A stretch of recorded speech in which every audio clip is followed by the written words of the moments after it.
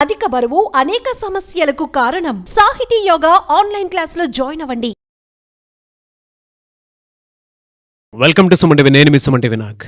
According to Vedic astrology కనుక మనం చూసుకుంటే మేషరాశి వారికి నరదృష్టి ప్రభావం అసలు ఏ విధంగా వస్తుంది అండ్ దీనికి సంబంధించినటువంటి వాటిలో కనుక మనం చూసుకుంటే జాగ్రత్తలు ఏ విధంగా తీసుకోవాలి అండ్ ఏ మంత్లో ఏ విధంగా ఉండే అవకాశం ఉంటుంది అండ్ వీళ్ళకి ఎటువంటి నరదృష్టి ప్రభావం ఎక్కువగా ఉంటుంది ఈ రాశి వారికి అనేది ఈరోజు మనతో పాటు వేదిక్ ఆస్ట్రాలజర్ ఉమా గారు ఉన్నారు. అది వారి మాటలో తెలుసుకుందాం. Hello sir. హలో నాగరాజ్ గారు. సార్, వేదిక్ ఆస్ట్రాలజీ ప్రకారం కనుక మనం చూసుకుంటే మేషరాశి వారికి ఎస్పెషల్లీ విమెన్కి, ఆడవారికి ఏ దృష్టి ప్రభావం ఎక్కువగా ఉంటుంది, దానికి రెమెడీ ఏంటి? ముందుగా ఏ దృష్టి ప్రభావం ఎక్కువ ఉంటుంది ఆడవాళ్ళకి, మేషరాశి వాళ్ళకి తెలుసుకునే ముందు నరదృష్టి అంటే ఏంటో తెలుసుకోవాలండి. అందులో ఎన్ని రకాలుగా విభజించబడిందో శాస్త్రంలో తెలుసుకోవాలి. నరదృష్టి అంటే కేవలం నరదృష్టి అనుకుంటారు, కానీ దాంట్లో 5 రకాలైనటువంటి నరదృష్టిలు ఉంటాయండి. మొదటిది సామాన్యమైనటువంటి నరదృష్టి. ఆ సామాన్యమైన నరదృష్టి వల్ల మనిషిలో నిద్ర పట్టకపోవడము, స్వభావంలో మార్పులు రావడము, శరీరంలో మార్పులు రావడము, లేకపోతే మైగ్రేన్ రావడం, ఎక్కువగా తరచుగా తలనొప్పి వస్తూనే ఉంటుంది కొంతమంది ఆడవాళ్ళకి, అది అవ్వచ్చు.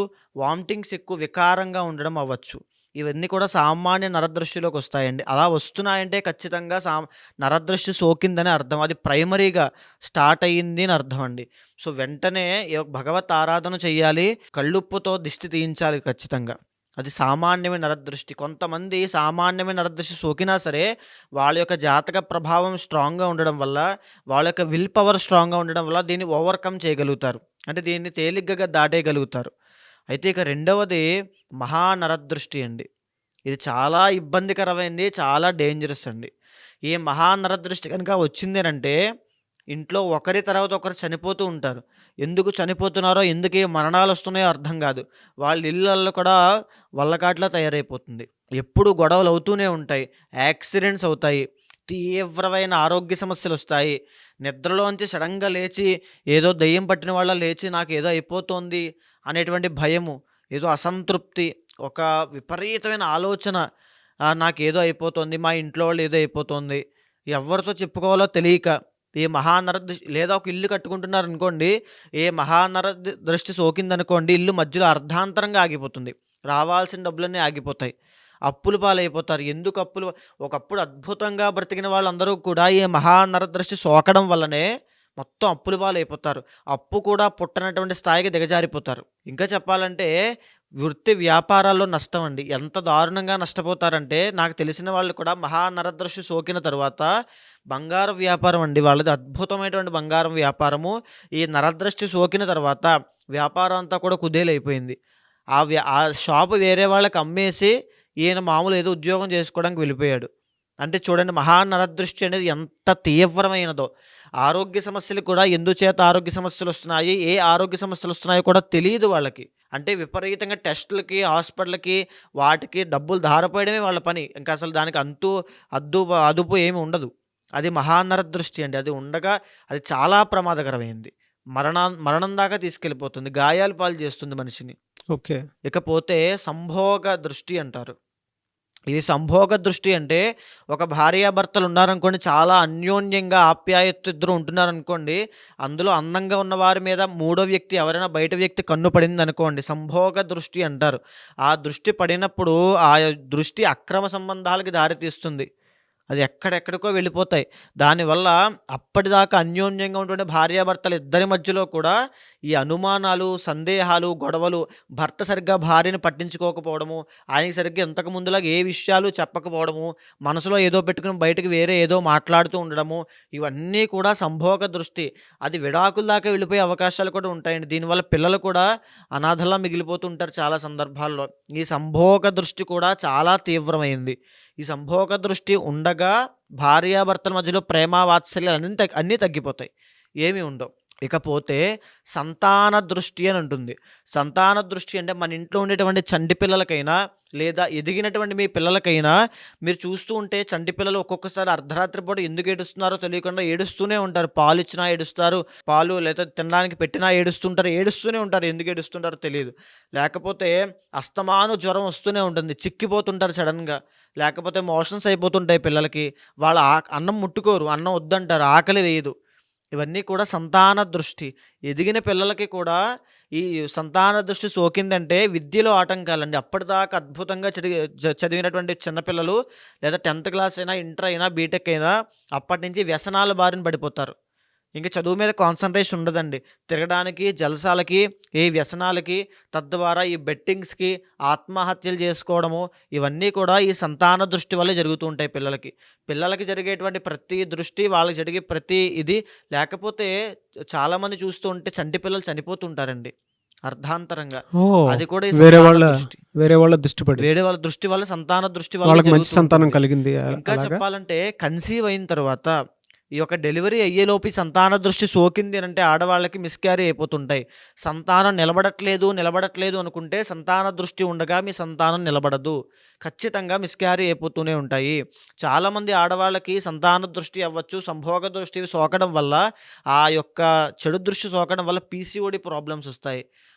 తరచుగా కొన్ని చెప్పకూడదు బ్లీడింగ్ అయిపోతూ ఉంటాయి. తర్వాత పీసీఓఎస్ ప్రాబ్లమ్స్ వస్తూ ఉంటాయి. యాక్టివ్‌గా ఉండలేరు. ముఖంలో వర్చస్సు అంతా తగ్గిపోతుందండి. వాళ్ళ అట్రాక్షన్ పవర్ అంతా పోతుంది. హెయిర్ ఫాల్ అయిపోతూ ఉంటుంది. వికారంగా తయారైపోతుంటారు. ఎవరితోనూ మాట్లాడలేరు. వాళ్ళ కాన్ఫిడెన్స్ కూడా ఉండదు. ఇంత ముందుగా చలాకీగా, యాక్టివ్‌గా ఉండలేరు. ఇవన్నీ దృష్టిలో ఉండేటువంటి లోపాలండి. అయితే ఇంకా ఆఖరిది సూక్ష్మ దృష్టి అంటారు. ఇది కూడా చాలా తీవ్రమైంది నాగరాజు గారు. ఎందుకనంటే ఈ సూక్ష్మ దృష్టి వల్ల మనిషి తనంతట తానుగానే ఇబ్బంది పడాలని చెప్పి ఇప్పుడు మనం చూస్తూ ఉంటామండి. జనరల్‌గా తల్లిదండ్రులు మనం కూర్చోబెట్టి మనం ఏదైనా ఇబ్బంది పడుతున్నామంటే తగిన జాగ్రత్తలని చెప్తూ ఉంటారు. అయితే కొన్ని సందర్భాల్లో మీరు వ్యక్తిగతంగా మీరు చూసుకోండి. మీరు వెళ్ళేటువంటి దారిలో మీ చుట్టూ ఉండేటువంటి స్నేహితులైనా, ఫ్రెండ్స్ అయినా, ఫ్యామిలీ అయినా, బాగా దగ్గర వాళ్ళైనా కూర్చోబెట్టి "నువ్వు వెళ్ళొద్దు. నువ్వు అక్కడికి వెళ్ళావంటే పడిపోతావు. ఇప్పుడే బాగా ఎదుగుతున్నావు. మళ్ళీ డౌన్‌ఫాల్ స్టార్ట్ అయిపోద్ది. మొత్తం నష్టపోతావు. ఆ వ్యాపారం పెట్టావంటే" అంటే ఈయన ఎదగబోతున్నారనే విషయం వాళ్ళకి తెలుసు. ఆ విషయం వాళ్ళకి ఇష్టం లేక వాళ్ళని వెళ్ళొద్దు అని చెప్పడానికి జాగ్రత్త చెప్పినట్టుగా చెప్తూ ఉంటారు. దాన్ని సూక్ష్మ దృష్టి అంటారండి. ఆ దృష్టి పడడం వల్ల ఆ మనిషికి తనంతట తానే అవునా! నేను వెళ్ళిపోతానా? లేకపోతే నేను పడిపోతానా? నేను డౌన్‌ఫాల్ అయిపోతానా? ఆర్థిక సమస్యల్లో ఇరుక్కుపోతానా? మొత్తం అప్పుల పాలైపోతానా? నిజమే ఇప్పటిదాకా ఎవరు చేయలేదు. నేను చేశానంటే ఈళ్ళు నా మంచి కోసం చెప్తున్నారు కదా! నేనేమో అయిపోతానేమో అని చెప్పి అతని ప్రయత్నాన్ని కూడా ఆపేసుకొని, ఆ భయంతో మానసిక అస్థిరత అంటే ఏం చెయ్యాలా? ఏం చేయకూడదని కూడా అతనికి అర్థం కాదు. అక్కడ ఆగిపోతాడు మనిషి. మరెలా సార్? అంటే ఈ మేషరాశి వారికి గనక మనం చూసుకుంటే ముఖ్యంగా ఆడవారికి ఏ దృష్టి ప్రభావం ఎక్కువగా ఉండే అవకాశం ఉంటుంది ఐదిట్లో? ఈ మేషరాశి వాళ్ళకి జనరల్‌గా క్యారెక్టరిస్టిక్స్ చూస్తే అండి, జనరల్‌గా చాలా ఫాస్ట్ మూవ్‌మెంట్ ఉన్నటువంటి మేషరాశి వాళ్ళు స్త్రీలు. ఏదైనా చాలా చలాకీగా చేసేటువంటి స్వభావము, ఆ యాక్టివ్ పవర్ ఉన్నటువంటి వాళ్ళు స్త్రీలు. అయితే వీళ్ళు జనరల్ 6వ స్థానంలో బుధుడు అవుతాడు కాబట్టి, వీళ్ళకి సంభోగ దృష్టి ఎక్కువగా ఉంటుందండి. వీళ్ళని చూసి చాలామంది అట్రాక్ట్ అవుతూ ఉంటారు. అంటే అంత యాక్టివ్‌గా ఉండేటువంటి ఆడపిల్లల్ని, లేకపోతే అంత అందంగా ఉండేటువంటి ఆడపిల్లల్ని, చలాకీగా ఏ పని టకటకమని చేసేటువంటి అట్రాక్ట్ అవుతూ ఉంటారు. దీనివల్ల వీళ్ళ యొక్క మ్యారీడ్ లైఫ్‌లో ఇబ్బందులు వస్తూ ఉంటాయి.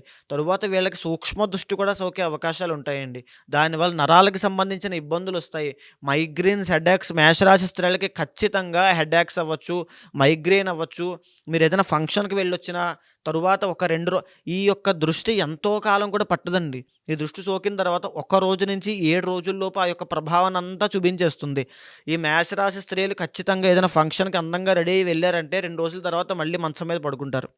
అంటే దాని అర్థం ఏంటంటే ఆ యొక్క శరీరంలో ఉండేటువంటి శక్తి అంతా హీనించుకుపోతుంది. జ్వరం వచ్చేస్తది, తలనొప్పి వచ్చేస్తది, మైగ్రేన్ అటాక్ అయిపోతది. ఏదో తెలియని నీరసము, ఏదో తెలీదు మొత్తం అంతా కూడా డల్ అయిపోతారు. పీయలగా అయిపోయినట్టుగా ఫేస్ అంతా అందవికారంగా.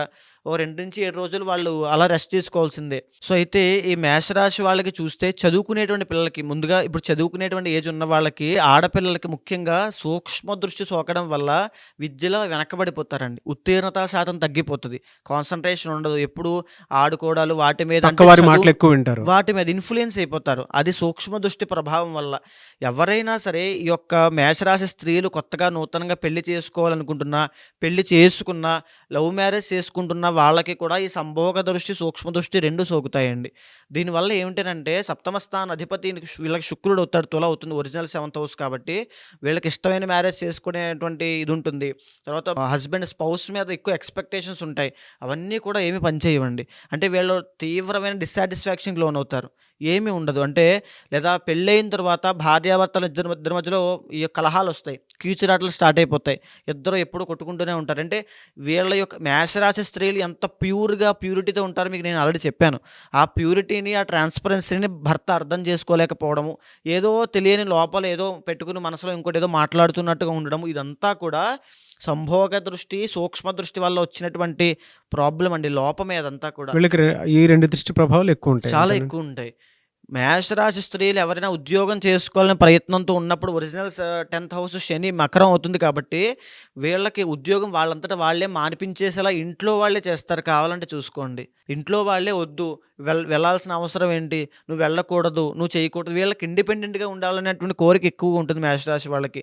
కానీ సూక్ష్మ దృష్టి అనంటే ఇంట్లో వాళ్ళే పాడు చేయడం వల్ల, ఇంట్లో వాళ్ళే వెళ్ళనివ్వకపోవడము, వద్దు అని చెప్పడము, మనకేం అవసరం ఉంది అని చెప్పడము, లేకపోతే నువ్వు అలా వెళ్ళడం వల్లే మనకి ఇలాంటి సమస్యలొస్తున్నాయని చెప్పి కావాలని ఒక బ్రెయిన్ వాష్ చేసినట్టుగా మాట్లాడడము, ఇదంతా కూడా సూక్ష్మ దృష్టి అండి. దీనివల్ల వీళ్ళంతట వీళ్ళు ఇండిపెండెంట్‌గా నుంచునే అవకాశాలుండవు. వాళ్ళకి ఐడెంటిటీని కోల్పోతారు. ఆ సూక్ష్మ దృష్టి, ఆ సంభోగ దృష్టి రెండూ పోవడానికి ప్రతిరోజు మానకుండా హనుమాన్ చాలీసా చదవాలి. అయితే ముఖ్యంగా చూసుకుంటే ఈ మేషరాశి స్త్రీలు ఏదైతే సంభోగ దృష్టి, సూక్ష్మ దృష్టి ఉండడం వల్ల మ్యారీడ్ లైఫ్‌లో ఇబ్బందులొస్తాయని చెప్పాను గదండీ! ఈ మేషరాశి స్త్రీలు జనరల్‌గానే కన్యారాశి స్త్రీలని పెళ్లి చేసుకోకూడదు. అంటే హస్తా నక్షత్రము వీళ్ళని చేసుకోకూడదు. ఒకవేళ వీళ్ళని చేసుకున్నట్లయితే ఖచ్చితంగా ఈ సంభోగ దృష్టి, ఈ యొక్క సూక్ష్మ దృష్టి ప్రభావం వల్ల వెంటనే విడిపోవడానికి ఎక్కువ అవకాశాలుంటాయి. కాబట్టి ఏ రాశి వారిని ఎలా పెళ్లి చేసుకోవాలో కూడా ఉంటుంది కాబట్టి, కన్యా రాశి స్త్రీలని మేషరాశి వాళ్ళు పెళ్లి చేసుకోకూడదు. చేసుకోవడం వల్ల ఈ దృష్టి ప్రభావాలు తీవ్రమైపోతాయండి.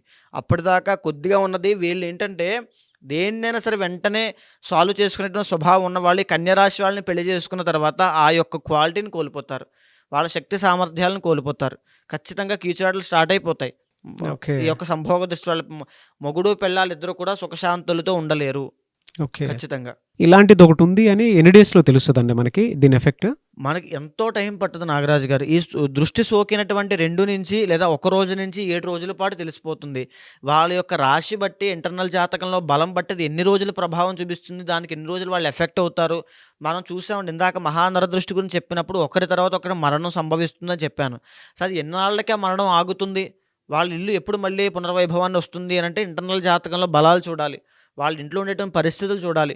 అవన్నీ కూడా చూడాలి. ఈ మేషరాశి వారికైతే ఏ మంత్ నుంచి ఏ మంత్ వరకు ఎలా ఉంది సార్ ఈ దృష్టి ప్రభావం? వీళ్ళకి ఈ 2025వ సంవత్సరంలో ముఖ్యంగా మార్చి దగ్గర నుంచి జూన్ దాకా తీవ్రమైనటువంటి సంభోగ దృష్టి, సూక్ష్మ దృష్టి వల్ల వీళ్ళు ఇబ్బంది పడబోతున్నారు. వీళ్ళ దగ్గర చిల్లి గవ్వ కూడా రూపాయి కూడా మిగలదు. అన్నీ విపరీతమైన ఖర్చులైపోతాయి.